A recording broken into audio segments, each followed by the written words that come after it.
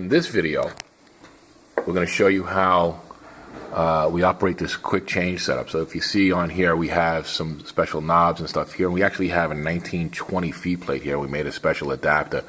The reason being, on a 1920 plate, there are locating pins in the back so that there is no movement with the arch and the feed plate. So when we're doing our quick change setup, the feed plate stays constant, the arch stays constant, and all we're doing is removing the clamps and moving the feed plates. So this is how you would do this.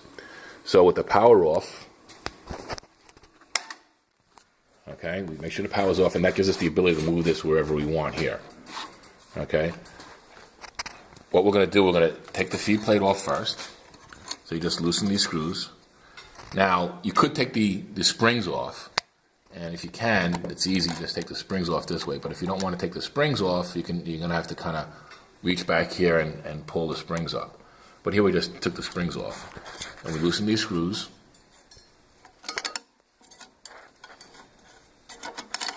And the feed plate comes off.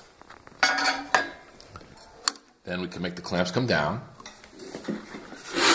And we'll do this side, and we'll show you on the other side as well.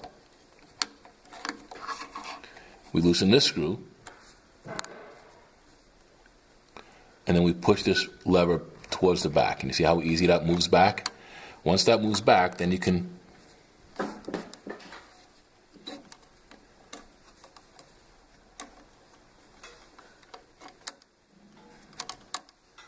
keep this down out of the way, and then this leg can come up. And we'll do that to the other side. So if we walk around on the other side, we'll loosen the screw, push this back, hold this down, and then this can come up. And then now this clamp setup is finished. So I'm going to grab the next clamp, and what we're going to do, we're just going to go in the reverse order. We're going to put this plate on first, and it's going to snap over the pins. There's a spring here to hold the washer up, so it just goes in between the springs.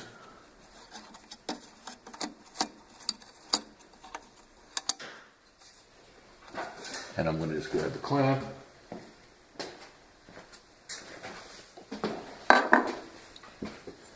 And the reason why we're putting the plate on first is because we have this backstop in the way, so we don't want this to interfere.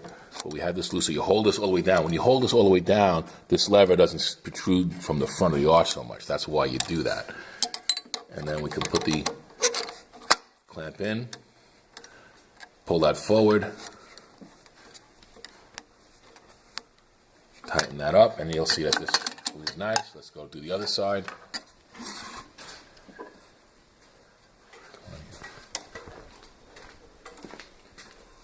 So again, we're bringing this down and pulling this towards the back, putting it into the slot, bringing all of that forward. And then we can put the springs back on, in which case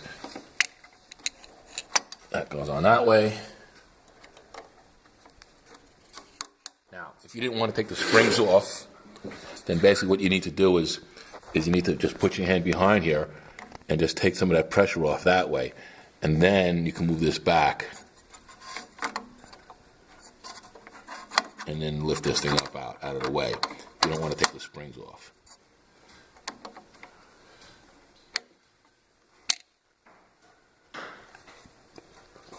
And that's pretty much it. Once that's done, now we can turn the pattern on. In this particular clamp, it's pattern number 2. So we're coming back to the machine.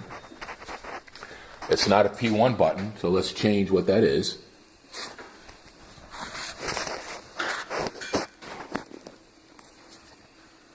And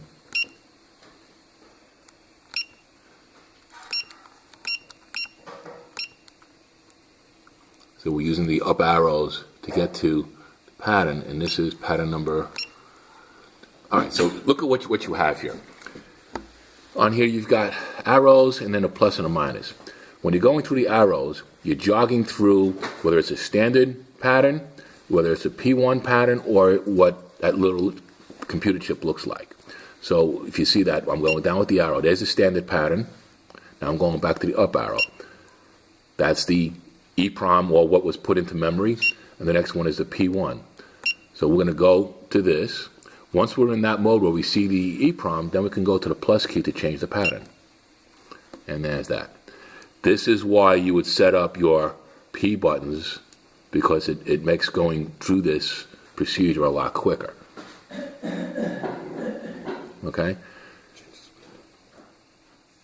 Here I'm going to change the speed.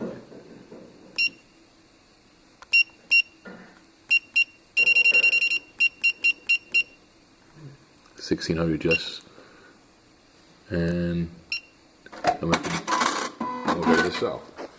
And then here's this pattern. This is the 1 1/4 box and cross.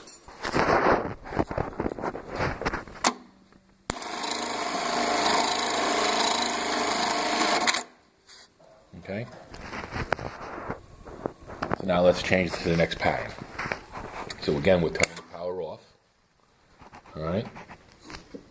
For my purposes, I'm taking the springs off, but again, if you don't want to, you can leave them on there. All right, and we're loosening this up, pushing that back.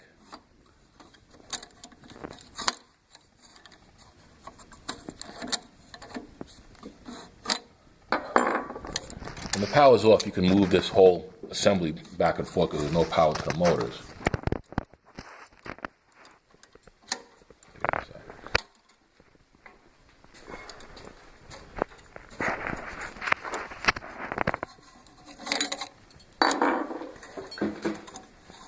And you can see in the video now, I'm doing it slowly because I'm trying to show you what we're doing, but it really doesn't take long to change.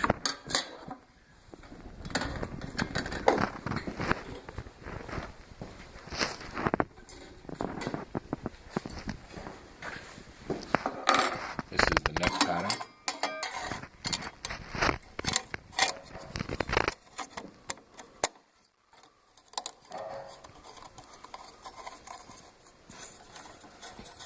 I mean, the length of this video right now, with all the instructions, I've changed 2 patterns, and it's under 7 minutes.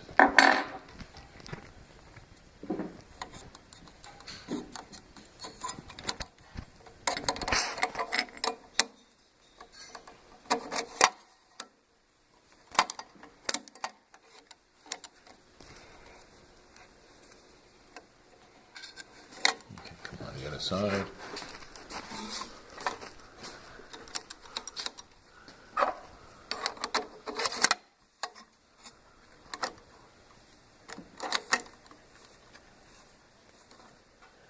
Then we can put these springs back on.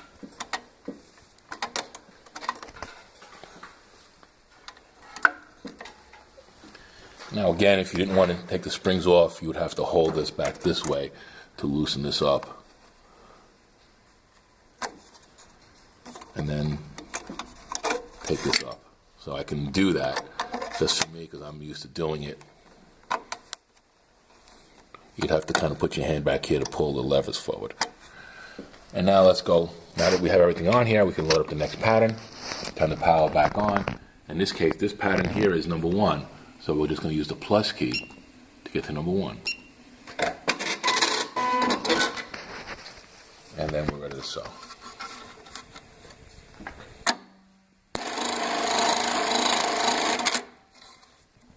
Okay?